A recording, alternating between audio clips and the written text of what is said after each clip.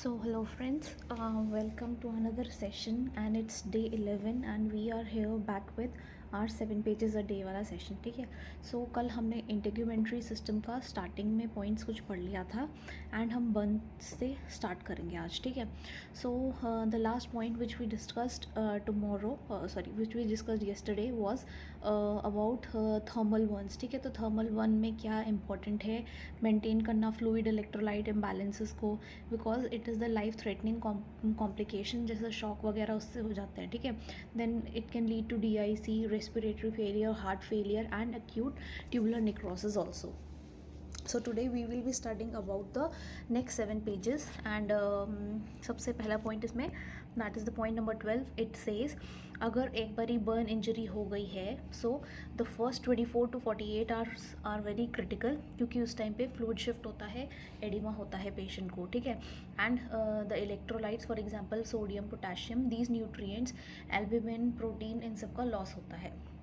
And after 48 to 72 hours fluid mobilisation हो जाता है एंड फ्लूइड शिफ्ट जो होता है that it returns to the original position. ठीक है. तो पहले हाइपोवोलेमिक शॉक होता है, उसके बाद आपका हाइपरवोलीमिया भी हो सकता है आफ्टर 48 to 72 आवर्स. ठीक है.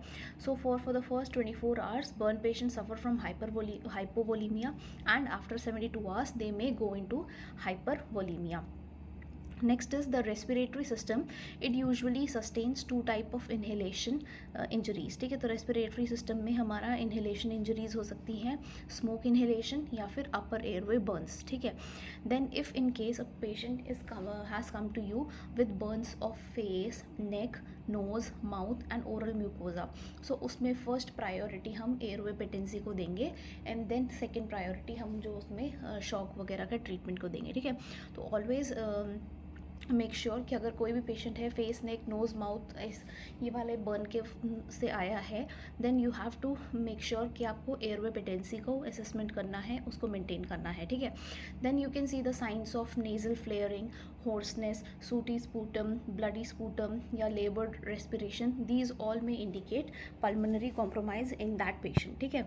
Then you can see for the black soot on the neck और nose, face will show you inhalation injury and the nurse must take respiratory concerns as the priority of circulation. तो मैंने आपको बताया if the patient comes to you with ये upper airway वाला या फिर face, neck, nose इन सब की burns के साथ, तो आप circulation बाद में, पहले आप इसमें respiration को priority देंगे. ठीक है. Then pressure ulcers के बारे में बात करते हैं. प्रेशर अल्सर क्या है हमारे decubitus ulcer. They are break in the skin and are caused by friction or interference with the blood supply to the tissues. ठीक है. सो हमारा जो प्रेशर अल्सर होता है वो मेनली फ्रिक्शन की वजह से होता है या फिर ब्लड सप्लाई प्रॉपर नहीं हो पाती है टू द टिश्यूज़, उसकी वजह से होता है. ठीक है. तो main cause is friction and then second will be interference with the blood supply to the tissues. Then next coming, prevention of decubitus is a primary priority for any client on bed rest who is immobilized on for a very long period of time. ठीक है. So for example if a person is there who is immobilized, so उसमें सबसे ज़्यादा risk होता है for this development of decubitus ulcer. And उस patient में आपने क्या करना है, you have to every 2 hourly change the position of that patient. ठीक है. एंड इन केस उसके हील वाला एरिया है वहाँ पे प्रेशर रिड्यूस करने के लिए you can apply the pillow over that area. ठीक है. तो उससे क्या होगा, प्रेशर थोड़ा सा कम होगा ऑन द हील एरिया, उसकी वजह से थोड़ा सा प्रेशर अल्सर होने से उसको आप प्रिवेंट कर सकते हैं. Next comes to contact dermatitis. So contact dermatitis हमारा फिजिकल केमिकल एलर्जन की वजह से हो सकता है, जैसे कि स्किन केयर प्रोडक्ट्स हो गया या क्लेंजिंग प्रोडक्ट्स हो गया या फिर आपका लेटेक्स ग्लव से भी किसी किसी को एलर्जी होता है. So this is contact dermatitis. ठीक है. Then what are the initial symptoms of this contact dermatitis? They are like itching, erythema, raised papules होंगे उस साइड पे and it can begin this these signs and symptoms can begin within an hour of the exposure also. ठीक है. Next is impetigo. Impetigo का एक आपका image आया था in the previous नॉसेट. ठीक है. तो उसमें क्या होता है, इसमें आपका सुपरफिशियल स्किन जो होती है वहाँ पे आपका स्टेफाइलोकोकस ऑरियस की वजह से इन्फेक्शन हो जाता है and it is characterized by small red macule that turns into vesicles becoming pustular with honey colored crust, and glomerulonephritis is a dangerous complication after this. So आपको जो भी ये हमारा इम्पेटिगो है, इम्पेटिगो में हमारा main positive agent is staphylococcus aureus. उसकी infection की वजह से, उसकी वजह से सुपरफिशियल इन्फेक्शन होता है, ठीक है. एंड इसमें आपके जो क्रस्ट होगा that will look similar to honey coloured crust, ठीक है. सो वैसा क्रस्ट फॉर्मेशन हो जाएगा in the area where it is getting infected. So mostly ये आपका in the areas around your mouth ऐसा होता है, ठीक है. सो इसमें क्या होता है, आपका glomerulonephritis is a dangerous complication of this impetigo. Then next come to dermatophytosis और रिंगवर्म, ठीक है. So these are the disease that affect your scalp, body, feet and groin, and it is characterized by erythematous patches and scaling, ठीक है. तो आपका this ringworm में क्या होगा, आपका स्कैल्प, बॉडी, फीट या groin area will be affected, and इसमें आपका पैचेस हो जाएंगे, एरिथमा होगा एंड स्केलिंग होगी, ठीक है. Next is herpes zoster. ये एक वेरी हाईली कंटेजियस डिजीज़ है, इन्फेक्शन है, which is transmitted directly by contact and with vesicular fluid or airborne droplets or from infected host person's respiratory tract, ठीक है. तो herpes zoster very highly contagious disease है, and you have to maintain the isolation precautions with these patients, ठीक है. तो इनको एक private room दिया जाता है इन पेशेंट्स को. Next is the sign and symptoms of scabies will include gray brown burrows, epidermal curved and linear ridges and follicular papules, and client will complain about severe itching that usually occurs at night. तो scabies वाले patients में आपको grey brown colour के गड्ढे जैसे बरोज ऐसा होता है ना, वो दिखते हैं. Then you will see these ridges and follicular papules, and जो इनकी इचिंग की सिवियरिटी है वो नाइट टाइम पे ज़्यादा हो जाती है, ठीक है. Then next coming to the maternity वाला पार्ट. सो आज से मेटर्निटी वाला शुरू हो गया है. सो सम 7-8-9 पॉइंट्स ऐसी हैं, ये आपको क्या क्या पढ़ना चाहिए. सो हम 10 पॉइंट से स्टार्ट करते हैं, ठीक है. सबसे पहले हमारा HCG hormone, that is the human chorionic gonadotropin hormone, ठीक है. सो ये आपका होता है HCG hormone. It is secreted by your placenta. Then HCG hormone जो होता है वो किसी भी जो प्रेग्नेंट फीमेल है उसके यूरिन में आपका लार्ज अमाउंट में मिलेगा, ब्लड में भी लार्ज अमाउंट में मिलेगा. कब मिलेगा ज़्यादा, at the 15th week of pregnancy, जैसे 10th वीक में ज़्यादा मिलता है, ठीक है. देन इंक्रीज HCG जो होगा इट इंडिकेट्स प्रेगनेंसी, ठीक है.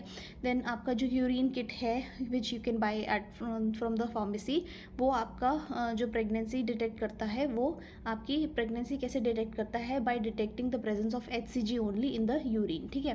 Then radioimmunoassay, that is the RIA. It is the positive 8 days after ovulation or 6 days before the scheduled menses, and it is obtained in 1 hour the results, ठीक है. तो ये क्या होता है, ovulation के 8 दिन बाद या फिर 6 days before the scheduled menses, उससे पहले ये आपका टेस्ट इसमें आ जाता है, एंड ये विद इन 1 hour आपको रीडिंग दे देगा. Then the auscultation of heartbeat by Doppler or ultrasonic transmitter is done at 10 and 12 weeks of gestation. तो आपका जो डॉपलर या अल्ट्रासोनिक ट्रांसमीटर उससे 10 to 12 वीक्स ऑफ जेस्टेशन में आप हार्ट बीट को ऑस्कल्टेट कर सकते हैं. And one purpose of doing this ultrasound images during pregnancy is to rule out any foetal abnormalities. तो जो during pregnancy you do the ultrasound imaging, तो आप वो क्यों करते हैं, so that you can rule out any foetal abnormalities जो कि इन द बेबी है, ठीक है. Then a women in early pregnancy should have full bladder with a pelvic sonogram is perform, ठीक है. तो जब भी हमारा ये सोनोग्राम या USG होना होता है, यू शुड मेक इंश्योर कि the female drinks water and her bladder is full, और तब आप उसको एग्ज़ाम को परफॉर्म कर रहे हैं, ठीक है. देन जो फीटोस्कोप है which is use to auscultate the heart rate around 18 to 20 week of gestation, ठीक है. तो जो हमारा डॉपलर है उससे 10 to 12 वीक में, एंड जो फीटोस्कोप है वो हमारा 18 to 20 वीक्स में आपका हार्ट बीट को ऑस्कल्टेट कर सकता है, ठीक है. एंड हार्ट बीट बेस्ट कहाँ पे आपको मिलेगी, at the centre of the pubic hair line, वहाँ पे आपको बेस्ट डिटेक्ट कर सकते हैं एट 18 to 20 वीक्स में, ठीक है। Then detection of fetal heartbeat by the health care provider will confirm the pregnancy, so it is a confirmatory sign of the pregnancy, ठीक है। देन फीटल हार्ट रेट जो होता है आपका 120 to 160 beats पर मिनट होता है, and ultrasound will confirm your gestational sac by week 6, ठीक है, ये भी आपका कन्फर्मेटरी साइन है। Then coming to the 74 page, ultrasound imaging जो होता है आपका फीटल हार्ट का, वो आपका मोशन दिखा देगा हार्ट का by 7 week. Then daily foetal movement count आपको असेस करना होता है, it is done to assess the foetal activity and it is reported by the pregnant mother only. So what are the normal things, so इसमें 3 movement per hour is a normal activity, ठीक है। So the fetal will be moving 3 times in a hour, it will be detecting a normal activity. Early amniocentesis जो होती है, it is performed by 16th week of pregnancy. amniocentesis हम करते हैं so that we can detect any biochemical or chromosomal abnormalities such as fetal lung maturity, या फिर genetic studies कर सकते हैं हम उससे, ठीक है। amniocentesis जो होती है, it is mainly done between 14 to 16 week of gestation. Then you have to ask the client to void before amniocentesis. Then compared with amniocentesis, जो हमारा chorionic villi simplus है, सैम्पलिंग है CVS, it is done earlier in pregnancy, ठीक है। amniocentesis हम 14 to 16 week में कर सकते हैं, 10 to 12 वीक में हम अपना कोरियोनिक विलाई सैम्पलिंग करते हैं, ठीक है। So CVS it is cervically invasive procedure, and इसमें क्या होता है, हम लाइक एमनियोसेंटेसिस ही हम इसमें टेस्ट करते हैं, ठीक है। So it will also detect the fetal chromosome, enzymes या DHA जो भी हैं उसमें प्रेजेंट है नहीं है वो पता चल जाएगा। Then a diagnostic test of the amniotic fluid to determine if the foetus is likely to develop respiratory distress is lecithin and sphingomyelin ratio, that is LS, ठीक है। तो जब भी आपको डिटेक्ट करना है अबाउट द रेस्पिरेटरी डिस्ट्रेस, तो you have to assess this LS ratio, ठीक है। Then the instruction for transabdominal ultrasound should include the client should increase, अच्छा तो जो अगर आपको TVS करना है, TAS करना है, तो you should ask the client to drink 1 to 2 litres of water, and उसका ब्लैडर फुल होना चाहिए। Ask the client not to urinate before the test, ठीक है, तो ब्लैडर फुल होना चाहिए, तभी आप उसको टेस्ट अच्छे से कर सकते हैं। देन द NST में नॉन स्ट्रेस टेस्ट होता है, and it is the done to evaluate the response of fetal heart to the periods of fetal movement, कितना मूवमेंट होगा, क्या उसका फीटल हार्ट रेट आएगा, it is assessed in NST. So NST में you have to monitor the fetal heart rates when the mother senses the fetal movement. So this test is used to assess the fetal oxygenation and autonomic functions, ठीक है। NST important topic है, CST भी very important topic है, you have to know about the every minute details of this topic, ठीक है। जो FH normal हमारा healthy foetus है, उसमें जब भी मूवमेंट होगी तो जो FHR है it will be increasing with the movements, ठीक है। तो फॉर एवरी मूवमेंट 15 सेकेंड्स तक 15 बीट्स प्लस ऊपर जाएगा हमारा हार्ट बीट, ठीक है। इफ़ इट इज़ नॉर्मली 130 तो प्लस 15 जाएगा, 145 तक इंक्रीज हो सकता है फॉर अप टू 15 सेकेंड्स, ठीक है। देन हमारा जो ये होता है NST से करने से पहले you should ask the patient to eat, empty the bladder and lie in the Sims position, ठीक है। सिम्स पोजीशन में लेटने के लिए बोलना है, एम्प्टी करने के लिए बोलना है bladder, and you should ask the patient to eat. Then you have to stimulate the fetal movement, so ask the client to drink the liquid such as orange juice or touch or rock the abdomen to move the fetus, ठीक है. Then CST में we have OCT, that is the oxytocin challenge test. तो इसमें क्या होता है, uterine contractions को खुद से हम इंड्यूस कराते हैं. So this test will tell you about the foetal responses या फीटल हार्ट रेट टू उसका रिस्पॉन्स विद यूट्राइन कॉन्ट्रैक्शन, ठीक है. तो during contraction what happens to the foetal, what happens to the foetal heart rate, it will be assessed with this test, ठीक है. So you have to prepare a women for CST by using nipple stimulation. So आप patient को बोल सकते हैं to rub her arm across the to rub her palm across the nipple of one breast for 2 to 3 minutes. उससे क्या होगा, oxytocin release होगा and it will induce some sort of uterine contraction, जिससे कि हम the movement of the baby we can assess. ठीक है. Then the Leopold manoeuvres, all 1 2 3 4 manoeuvres very important. आपको पता होना चाहिए कौन सी में क्या पोजीशन रखते हैं, लेटरल में क्या है, फंडल ग्रिप में क्या है, आपका पॉली ग्रिप में क्या है, आपका पेल्विक ग्रिप में क्या है. You have to know every details about this also. ठीक है. सो जो AFP है that is the alpha fetoprotein, उससे आपको न्यूरल ट्यूब डिफेक्ट्स के बारे में पता चल जाता है. Spina bifida, hydrocephalus, then you can also know about anencephaly. ये सब के बारे में आपको AFP से पता चल जाता है, which is done at 16 to 18 weeks. ठीक है. AFP में आप क्या करेंगे, you will take out the mother's blood to analyse the amount of AFP. And AFP जो होता है वो जो लिवर होता है, it is releasing that AFP. And अगर इसका जो एंट्री रेट होता है that increases with as the pregnancy progresses. ठीक है. जैसे जैसे प्रेगनेंसी बढ़ता जाएगा वैसे वैसे AFP का जो नॉर्मल अमाउंट होगा वो भी इंक्रीज करेगा विद प्रेगनेंसी. ठीक है. देन जो maternal serum alpha fetoprotein test है, उसमें क्या करते हैं, वो भी हमारा न्यूरल ट्यूब डिफेक्ट के लिए है, स्पाइना बाइफिडा के लिए है, 16 to 18 वीक्स ऑफ जेस्टेशन में करते हैं. ठीक है. एंड अल्फा फीटो प्रोटीन हम एमनियोटिक फ्लूइड के अंदर भी टेस्ट कर सकते हैं. ठीक है. नेक्स्ट इज ओव्यूलेशन जो होता है, it occurs approximately 14 days after the start of menstrual period. जो फर्टिलाइज्ड ओवम है, it stays in the fallopian tube for approximately 4 days and then it gets implanted into the uterine wall. ठीक है. So there are 7 days between conception and implantation. तो 7 days का gap होता है between conception and implantation. 4 दिन तक fallopian tube में रहेगा, उसके बाद वो आपका ये posterior wall of uterine cavity में जाके इम्प्लांट हो जाता है. ठीक है. देन आपका जो मदर एंड फादर है, they both influence the sex of the offspring. So main हमारा जो सेक्स डिटर्मिनेशन होता है वो फादर की वजह से ही होता है, because the mother is having both XX. Then if a labor patient electronic fetal monitor detects increasing late deceleration, then reposition the women and notify the physician. ठीक है. So there are some types of deceleration, variable, early, late. ठीक है. So these are some deceleration and इनका management भी उसी के according होता है. ठीक है. So you also should know about these deceleration. ठीक है. तो अगर लेट डिसलरेशन है देन आपको क्या करना है, पोजीशन चेंज करनी है मदर की and you have to notify the physician. ठीक है. ओरल कॉन्ट्रासेप्टिव्स जो होते हैं they predispose the individual to candidiasis, तो उसकी वजह से कैंडिडियासिस होने का चांस होता है. Then the research shows that folic acid at least 2 months before you conceive and through early pregnancy helps to prevent the spina bifida in the baby. ठीक है. So अगर आप are planning to conceive a baby, so आप 2 month earlier से folic acid की tablet शुरू कर सकते हैं. और if you haven't started those tablets then early in the pregnancy, as soon as you get to know you are pregnant, you should start these folic acid tablets to prevent the NTD, that is the neural tube defect in the baby.